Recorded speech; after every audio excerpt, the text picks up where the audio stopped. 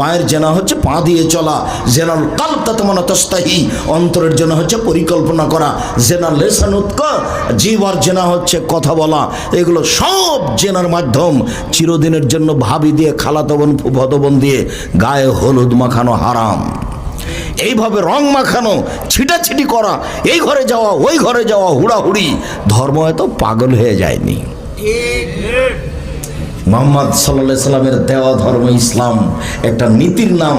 যেই ধর্মে এক গিলাস পানি পান করলে 5টা বিধান লাগে, সেই ধর্ম এতই পাগল হয়ে গেছে, বিবাহ হয়ে গেলে আর কেউ মানুষ নাই, সব পশু হয়ে গেছে। ভাবি আর বোনেরা যে কি করছে তার কোনো হিসাব নাই। যার যাও সবাই নাকি ফিরি।